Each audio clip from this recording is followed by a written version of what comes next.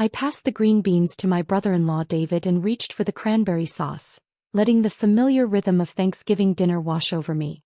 My sister Jessica's voice dominated the conversation as it always did, recounting her latest triumph in pharmaceutical sales. "So I closed the Henderson account," Jessica announced, gesturing with her wine glass. $15 million in revenue. My biggest deal this quarter. David, tell them about the bonus. David grinned, putting his arm around her. "Let's just say we're looking at lake houses in the Finger Lakes. Something with a boat dock." "That's wonderful, honey," Mom said, beaming at Jessica from across the table. "You've worked so hard." "I have," Jessica agreed, taking a sip of wine. 80-hour weeks sometimes, constant travel, managing client relationships. It's exhausting but rewarding.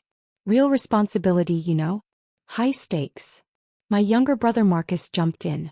"I got promoted to senior analyst at the firm. They're giving me my own clients now." "Marcus, that's fantastic."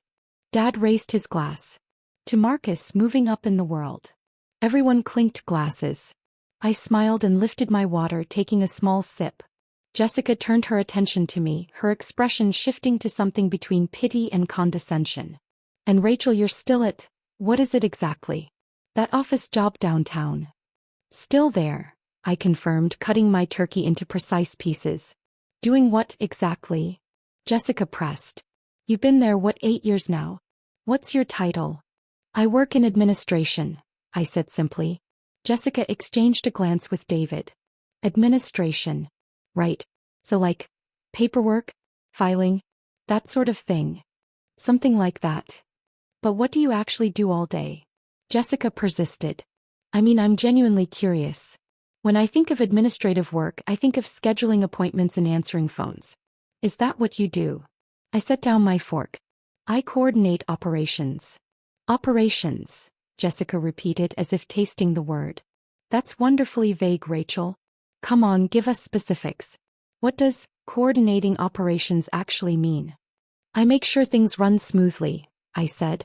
Marcus laughed. "That's still pretty vague, sis." Jessica manages multi-million-dollar pharmaceutical accounts. "I analyze investment portfolios worth hundreds of millions." "What do you manage?" "Various departments," I said, returning to my turkey. Jessica leaned back in her chair, swirling her wine. "You know what I think? I think Rachel has a nice, comfortable, low-stress office job where she doesn't have real responsibilities, and she doesn't want to admit it. It's fine. Not everyone needs to be ambitious." "Jessica," Mom said gently, though without much conviction. "No, Mom, I'm not being mean. I'm being realistic." Jessica looked at me with what she probably thought was compassion. "Rachel, there's no shame in having a simple job. Someone has to do the administrative work. The economy needs people at all levels. You keep things organized, answer some phones, probably make decent money with good benefits. It's respectable work." "Very respectable," David agreed. "Essential even. Executives can't function without good administrative support. You should be proud, Rachel." "I am," I said quietly. "But you're 34, Marcus said. Don't you want more? I mean, 8 years in the same administrative position? What's the career path there?" "I'm satisfied with my career," I replied. Jessica sighed dramatically. "See, that's what worries me. Satisfied. That's what people say when they've given up. Rachel, you were so smart in school. Straight A's, full scholarship to college. We all thought you'd do something significant." "Maybe she is doing something significant," Dad offered weakly. "Answering phones and filing paperwork?" Jessica raised an eyebrow. "Dad, come on. Let's be honest here. Rachel took the easy path. Got a comfortable office job right out of college and never pushed herself beyond it." "It's not about pushing," Mom said. "Rachel seems happy." "Happy isn't enough," Jessica said firmly. "I'm happy, but I'm also accomplished. I'm making a real impact in my industry. David and I are building something. A life, a future, legacy." "What's Rachel building?" "A really well-organized filing system." David chuckled. "Jessica, be nice." "I am being nice," Jessica protested. "I'm trying to motivate her." "Rachel, you're still young enough to make a change. Go back to school, get an MBA, switch to a field with actual growth potential. You could be doing so much more with your life." I continued eating, letting her words flow past me like water around a stone. Marcus cleared his throat. What's the salary like for administrative work these days? If you don't mind me asking. I do fine, I said. But specifically? Marcus pressed. Because Jessica's pulling down 250,000 base plus bonuses. I'm at 180. We're just curious where administrative work falls in comparison. It's adequate for my needs. Jessica laughed. Adequate. That's another one of those words that means, not much but I don't want to admit it. Rachel's okay. Not everyone makes six figures. You probably make what, 60? 70,000? That's perfectly fine for a simple office job. Jessica, I said calmly, I appreciate your concern about my career and finances. I'm managing well. But are you though? Jessica leaned forward. You live in that tiny one-bedroom apartment. You drive a 10-year-old Honda. You never travel, never go anywhere, never do anything interesting. When was the last time you took a real vacation? I keep busy. With what? Jessica demanded. Your little office job? Rachel, you work 9 to 5, answer some phones, push some papers, then go home to your empty apartment. That's not a life. That's existing. I work more than 9 to 5, I said. Oh, so what, 9 to 6? Jessica rolled her eyes. Meanwhile, I'm up at 5 a.m. taking calls from the West Coast, working until 8 or 9 at night, traveling 3 days a week. That's real work. That's commitment. David nodded enthusiastically. Jessica barely slept last month closing the Henderson deal. She was on planes constantly, in meetings all day, working on presentations until midnight. That's what success looks like. And you, Rachel? Jessica continued. What does your workday look like? Let me guess. You get to the office at 9, maybe check some emails, schedule a few meetings, take a nice lunch break, do some light administrative tasks, then head home by 5:30. Am I close?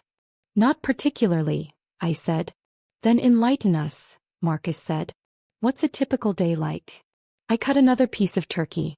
It varies. Every day is different depending on what's needed. Jessica laughed again, that sharp sound that had grated on my nerves since childhood.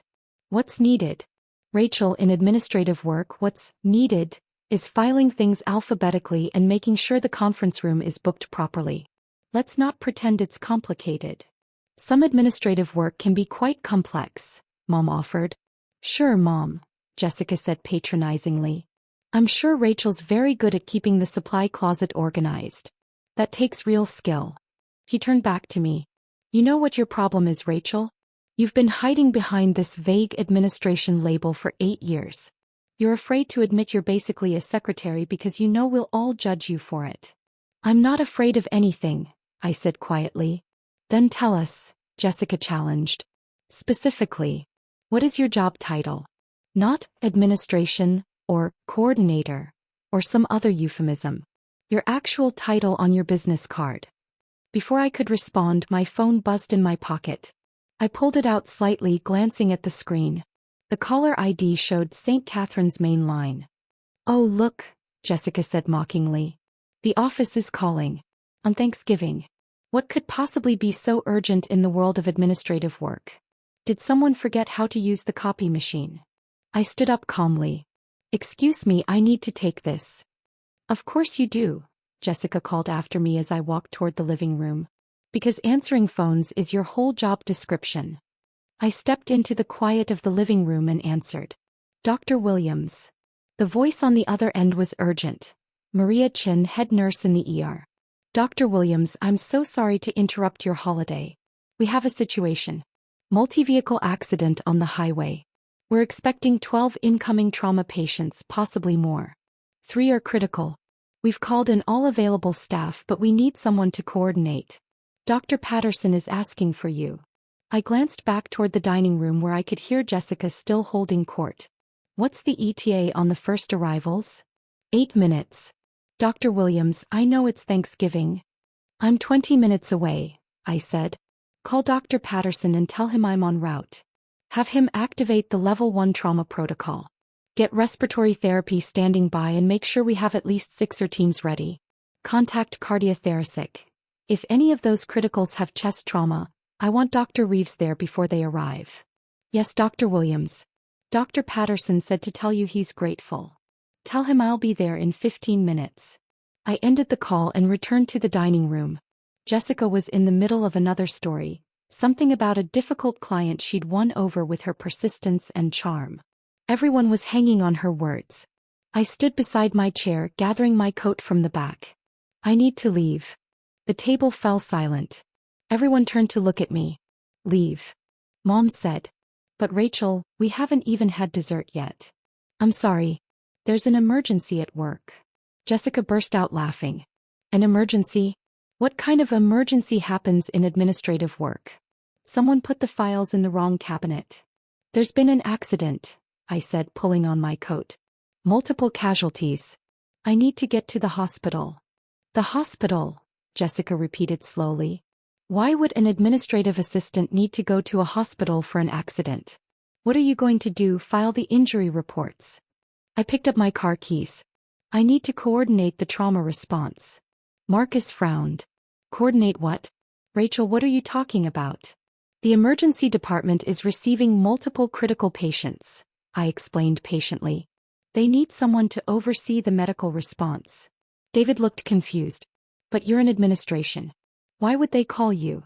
Jessica's face had shifted from amusement to suspicion. Rachel, what exactly do you do at this hospital? I told you, I said. I coordinate operations. Hospital operations, Jessica said slowly. You work at a hospital? Yes. St. Catherine's Medical Center. The table had gone completely silent now. Everyone was staring at me with varying expressions of confusion. St. Catherine's, Marcus said. That's one of the largest hospitals in the state. You work there. For 8 years, I confirmed.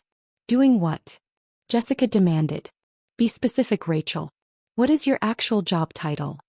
I checked my watch. 13 minutes now. I really need to go. Answer the question, Jessica insisted. What do you do at St. Catherine's?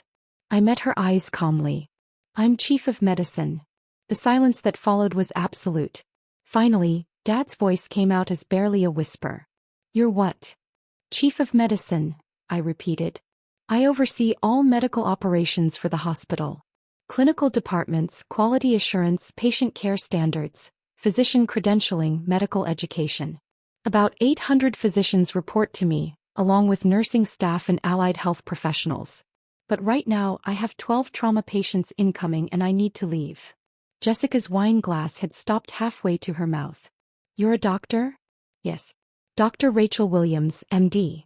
Harvard Medical School, residency in emergency medicine at Johns Hopkins, fellowship in trauma surgery, board certified in emergency medicine and trauma surgery. But again, I really need to. Wait, Marcus interrupted. You've been a doctor this whole time? For 8 years. 11 years since medical school, I corrected. 8 years at St. Catherine's, the last 3 as chief of medicine. Mom's hand had gone to her mouth. Chief of medicine? That's the person who runs everything medical in the hospital. It's an administrative position, I said with a slight smile. I coordinate operations and make sure things run smoothly. Exactly what I told you. Jessica was shaking her head. You're lying. You have to be lying. I pulled out my hospital ID badge from my coat pocket and set it on the table. The text was clear. Dr. Rachel Williams, MD, Chief of Medicine. David picked it up, staring at it. Facts. That's Fellow of the American College of Surgeons. You're a surgeon. Trauma surgeon, though I don't operate much anymore. The administrative role keeps me busy. Now if you'll excuse me. My phone buzzed again. I answered immediately. Dr. Williams. Dr. Williams, first ambulance is 3 minutes out. Maria's voice was tight. Head trauma, internal injuries, BP dropping. Dr. Patterson is asking. Tell him to prep for emergency craniotomy. Get neurosurgery down there now. Have them set up or 3. I want a CT scanner standing by the second that patient is stable enough to move. Who's on call for neuro? Dr. Rashid. Perfect. He's fast and he's good. Make sure he has a full team. What about the other criticals? Possible spinal injury on the second one, and the third has chest trauma with suspected cardiac involvement. Spinal gets Dr. Morrison if he's available. Chest trauma gets Dr. Reeves. I already told you to call him. Have them both in the ER before the patients arrive. I want eyes on those patients the second they come through the door. Yes, Dr. Williams. A for you. 10 minutes. I ended the call and looked at my family. I have to go. People are dying. I turned toward the door, but Jessica's voice stopped me. Wait. She stood up, her face pale. You're really the chief of medicine? At St. Catherine's? Yes. But you live in that tiny apartment. You drive that old car. You never said anything about being a doctor. You never asked what I did, I said simply. You assumed I was a secretary or administrative assistant, and I didn't correct you. When people make assumptions, they reveal what they really think. It's been very educational watching what you all thought of someone you believed had a simple office job. Marcus was on his feet now too. Rachel, we didn't know. That's the point, I interrupted gently. You didn't know, but you judged anyway. Every family gathering for 8 years, you've all made your assumptions about my life, my career, my choices. You've pitted me, lectured me, condescended to me. And I let you because I was curious how long it would take before someone thought to simply ask a direct question. But Chief of Medicine, David said, still holding my ID badge. That's one of the most prestigious positions in a hospital. You're essentially the top medical authority in a level 1 trauma center. I am, I confirmed. Now are we done? Because I have patients who need me. Jessica sat back down slowly. The salary. When Marcus asked about salary and you said, adequate. Chief of Medicine at a major hospital makes approximately $450,000 annually, I said. Plus benefits, research grants, speaking fees and consulting work. So yes, adequate. Mom was crying quietly. Sweetheart, why didn't you tell us? I did tell you. Every time. I work at St. Catherine's. I coordinate operations. I make sure things run smoothly. Every word was true, you just made assumptions about what those words meant. But we thought. Mom couldn't finish. You thought I was a secretary, I finished for her. Because I didn't brag about my accomplishments, didn't throw my credentials around, didn't make my career the center of every conversation. So you assumed I had nothing to brag about. Jessica's voice was barely audible. The things I said. About your little office job. About having no real responsibilities. Were revealing, I said. Jessica, you make $250,000 selling pharmaceuticals. That's impressive. But you felt the need to constantly remind everyone of that fact while simultaneously diminishing what you thought was my work. That told me everything I needed to know about how you view people you perceive as beneath you. Rachel, I didn't mean. Yes, you did, I interrupted, still calm. You meant every word. You just didn't have complete information. Now you do. My phone buzzed a third time. I didn't even look at it. I have to go. Patients are arriving. Dad stood up. Rachel, we need to talk about this. Later, I said. Right now, there are 12 people whose lives depend on the medical team I've trained and the systems I've put in place. That's more important than this conversation. I walked to the door, but Marcus called out, Rachel, wait. Just one question. The apartment, the old car, the modest lifestyle. If you make that much, why live like you're struggling? I paused at the door. I'm not struggling, Marcus. I'm choosing. I live 5 minutes from the hospital because I get calls like this. I drive a reliable car that starts every time regardless of weather. I don't need a mansion or a boat dock to prove my worth. The work proves that. But you could have anything, Jessica said. I have what I want, I replied. A job where I save lives and train the next generation of doctors. That's worth more than lake houses. I opened the door, then turned back one more time. For what it's worth, Jessica, your pharmaceutical sales are important. Medications save lives too. But maybe next time, before you assume someone's job is meaningless just because they don't brag about it, consider that some of the most important work happens quietly. Happy Thanksgiving. I closed the door behind me and headed to my car. The drive to St. Catherine's took exactly 14 minutes. I parked in my reserved space, the one marked Chief of Medicine, and hurried through the staff entrance.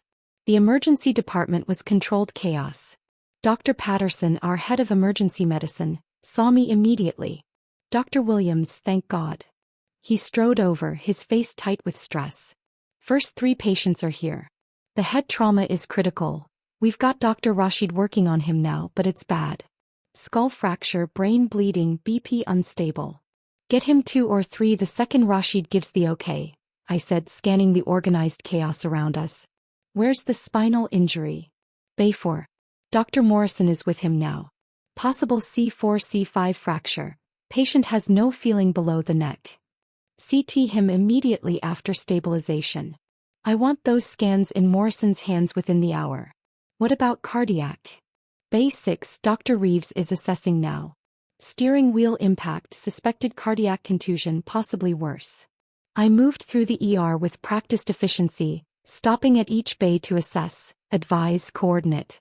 This was the work I loved. The high-stakes decision-making, the collaboration with skilled professionals, the immediate life or death consequences of every choice.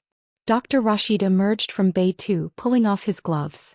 Dr. Williams, the head trauma patient needs surgery now. We're losing him. Go, I said immediately. You have our 3 prepped and waiting. Take Nurse Chin and Dr. Roberts with you. I want updates every 15 minutes. He nodded and rushed toward the elevators. The next 4 hours were a blur of decisions, consultations, and coordination. The multi-vehicle accident had resulted in 14 patients, not 12. 2 more ambulances arrived while I was assessing the first wave. 3 required immediate surgery. 5 needed intensive monitoring in the ICU. 4 were stable enough for standard admission. 2 were treated and released.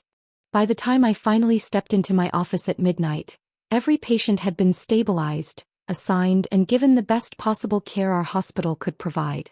No one had died.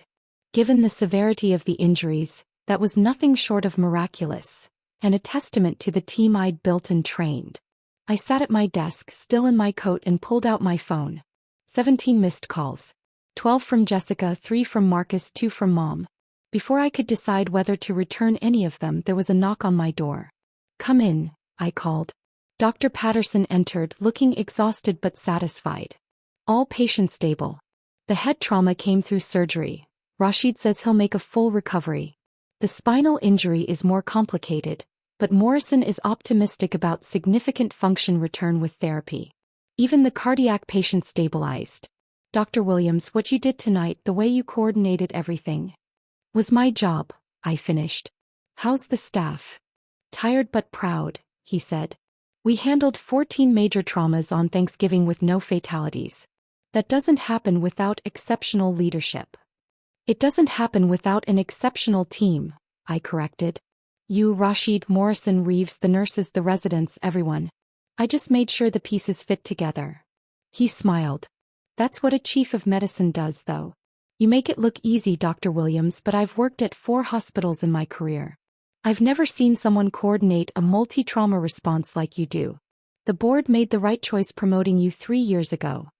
Thank you, Robert. He turned to leave, then paused. You came from Thanksgiving dinner, didn't you? I'm sorry we pulled you away from family. Don't be, I said. This is where I needed to be. After he left, I finally returned Jessica's call. She answered on the first ring. Rachel. Hi. Are you okay? The patients, are they? All stable, I said. No fatalities. Good outcomes expected for most. There was a long pause. Rachel, I don't know what to say. You don't have to say anything. Yes, I do. Her voice was shaking. The things I said, the way I've treated you for years. I feel sick. I've been sitting here with Mom and Marcus and David, and we've been going over every conversation, every family gathering, and we were so awful to you. You were honest about what you thought. That's not better. Jessica's voice cracked. Rachel, I called your work meaningless. I said you had no real responsibilities. I mocked you for having a comfortable little office job, while you're out there running a major hospital and saving lives. You didn't know, I said simply. I should have asked. I should have cared enough to find out instead of just assuming. What kind of sister does that? I leaned back in my chair, looking out my office window at the city lights. The kind who values status symbols over substance. The kind who judges people by their possessions instead of their character. The kind who needs to constantly announce her accomplishments because she's not confident they speak for themselves. God, Rachel. But, I continued, also the kind who's capable of recognizing when she's wrong. You called 17 times. That means something. I can't believe you let us go on like that for 8 years. It was enlightening, I admitted. Every family gathering showed me exactly what you all valued. Money, titles, status, possessions. Never once did anyone ask if I was happy, if my work mattered, if I was making a difference. It was always about salary and square footage. Jessica was quiet for a moment. Were you happy? Am I happy? I corrected. And yes, I love my work. Every day I make decisions that impact hundreds of lives. I train residents who will go on to save thousands more. I set standards that improve patient outcomes across the entire hospital. That's worth more than any lake house. But you could have that too, Jessica said. The lake house, the nice car, everything. On your salary. I could, I agreed. But I don't need those things to feel successful. You do. That's the difference between us, Jessica. You measure success externally, by what others can see. I measure it internally, by what I've accomplished and how I've impacted others. When you put it that way, I sound incredibly shallow. Not shallow, I said gently. Just focused on the wrong metrics. You're good at your job, Jessica. Closing a $15 million deal is impressive. But you were so busy bragging about it that you never considered someone else might be doing equally impressive work without broadcasting it. How do you do it? She asked quietly. Stay so calm, so collected even when we're being horrible to you? Practice, I said. Emergency medicine trains you to stay calm under pressure. And honestly, your comments about my little office job are nothing compared to holding someone's life in your hands while their family watches and hopes you can save them. Jessica let out a sound between a laugh and a sob. God, Rachel. You're incredible, and we've been treating you like you're a failure. You've been treating me like someone you thought was a secretary, I corrected. Which says a lot about how you view secretaries. They're essential professionals who keep organizations running. There's no shame in administrative work at any level. But there's a difference between being a secretary and being chief of medicine. In terms of responsibility and compensation, yes, I agreed. In terms of human worth, well, that's what you all failed to understand. You valued me less when you thought I had less prestigious job. That was your mistake, not mine. There was a long pause. What do we do now? You go to bed, I said. I finish some paperwork here and head home around 2. Tomorrow we all go on with our lives, hopefully having learned something. Can we talk more? Really talk? I want to understand. Understand what? The work I do? Jessica, I've been trying to talk about my work for 8 years. Every time I mentioned the hospital, you changed the subject or made assumptions. I'm not going to spend hours explaining my career now just because you suddenly realize it's impressive. That's fair, she said quietly.